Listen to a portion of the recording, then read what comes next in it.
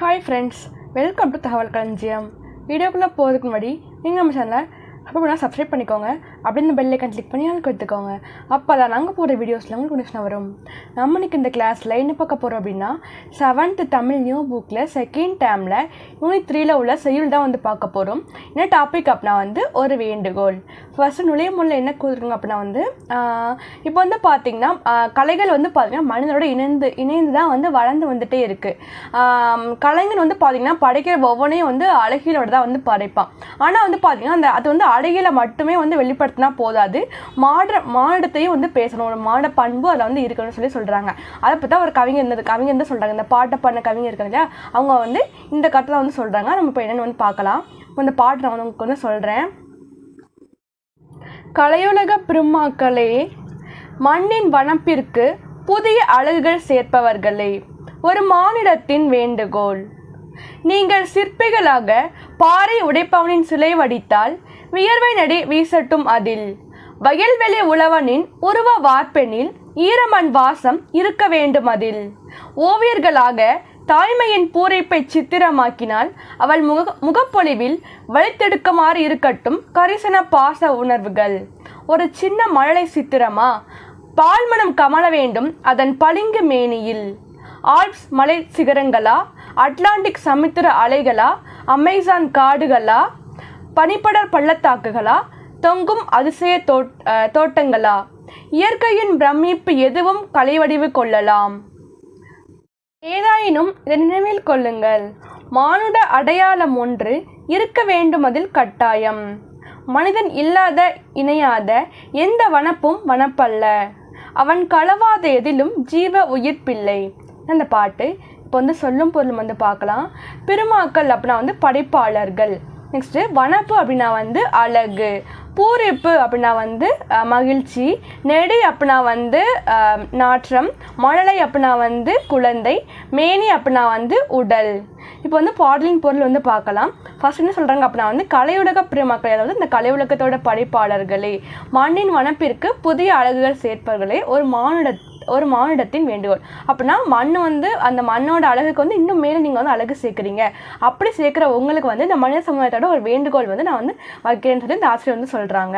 நீங்கள் சிற்பிகளாக பாறை உடைப்பவனின் சிலை வடித்தால் வேர்வை நடி வீசட்டும் அதில். அதாவது நீங்கள் ஒரு சிற்பிகளாக நீங்கள் பாறை உடைப்பவனோட சிலை நீங்கள் பண்ணுறீங்க அப்படின்னா அந்த வேர்வை நடி வீசணும்னு சொல்கிறாங்க. அதே மாதிரி தான் வயல்வெளி உழவனின் உருவ வார்ப்பெனில் ஈரமண் வாசம் இருக்க வேண்டும். அதாவது விவசாயியோட சிலை வடிக்கிறீங்க, அதாவது ஒரு உழவனோட உருவ வார்ப்பு பண்ணுறீங்க அப்படின்னா அதில் ஈரமண் வாசம் கட்டாயமாக இருக்கணும்னு சொல்கிறாங்க. நெக்ஸ்ட்டு, ஓவியர்களாக தாய்மையின் பூரிப்பை சித்திரமாக்கினால் அவள் முகப்பொழிவில் வழித்தெடுக்குமாறு இருக்கட்டும் கரிசன பாச உணர்வுகள். அதாவது நீங்கள் பார்த்தீங்கன்னா ஒரு தாய்மையோட உங்கள் அம்மாவோட சில இது ஓவியம் பண்ணுறீங்க, ஓவியம் தீட்டுறீங்க அப்படின்னா ஒரு அம்மாவோட சித்திரத்தை நீங்கள் ஓவியம் தீட்டுறீங்க அப்படின்னா அவங்களோட முகத்தில் பார்த்தீங்கன்னா அப்படியே அந்த அன்பும் பாசமும் அப்படியே இருக்கணும், அந்த உணர்வுல இருக்கணும்னு சொல்கிறாங்க. அதே மாதிரி ஒரு ஒரு சின்ன மழலை சித்திரமா, பால்மணம் கமல வேண்டும் அதன் பளிங்கு மேனியில். அதாவது ஒரு சின்ன மழலை சித்திரம் நீங்கள் பண்ணுறீங்க அப்படின்னா அந்த சித்திரத்தில் கட்டாயமாக அந்த பால்மணம் அந்த அதோட உடலில் கமலணும்னு சொல்கிறாங்க. அதே மாதிரி ஆல்ப்ஸ் மலை சிகரங்களா, அட்லாண்டிக் சமுத்திர அலைகளா, அமேசான் காடுகளா, பனிப்படர் பள்ளத்தாக்குகளா, தொங்கும் அதிசய தோட்டங்களா. அதாவது ஆல்ப்ஸ் மலை சிகரங்களாக இருக்கட்டும், அப்படி இல்லைன்னா அட்லாண்டிக் சமுத்திர அலைகளாக இருக்கட்டும், அப்படி இல்லை அப்படின்னா அமேசான் காடுகள், பனிப்படர் பள்ளத்தாக்குகள், நெக்ஸ்ட்டு தொங்கும் அதிசய தோட்டங்கள், இப்படி எல்லாமே அதாவது இந்த இயற்கையின் பிரமிப்பு எதுவும் கலைவடிவு கொள்ளலாம். அப்படின்னா பிரமிப்புனா விந்தை தோற்றம். இந்த மாதிரி இயற்கையில் உள்ள விந்தை தோற்றம் எல்லாமே கலைவடிவு பண்ணலாம். ஏதானும் நினைவில் கொள்ளுங்க. நான் சொல்கிறத மனசில் வச்சுக்கோங்க. மானுட அடையாளம் ஒன்று இருக்க வேண்டும் என்று கட்டாயம். அதில் கண்டிப்பாக ஒரு மானுட பண்பு அதில் கட்டாயமாக இருக்கணும்னு சொல்கிறாங்க.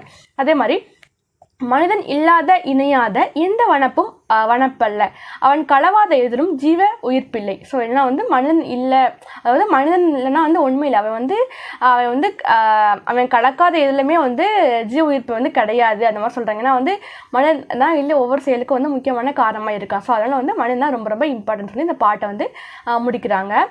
நெக்ஸ்ட் வந்து பார்த்திங்கன்னா வந்து நூல்வெளி வந்து பார்க்கலாம். இந்த பாட்டை எழுதுனது யாருன்னு பார்த்தீங்கன்னா வந்து தேனரசன். இவங்க வந்து பார்த்திங்கன்னா தமிழ் ஆசிரியராக வந்து பணியாற்றியிருக்காங்க.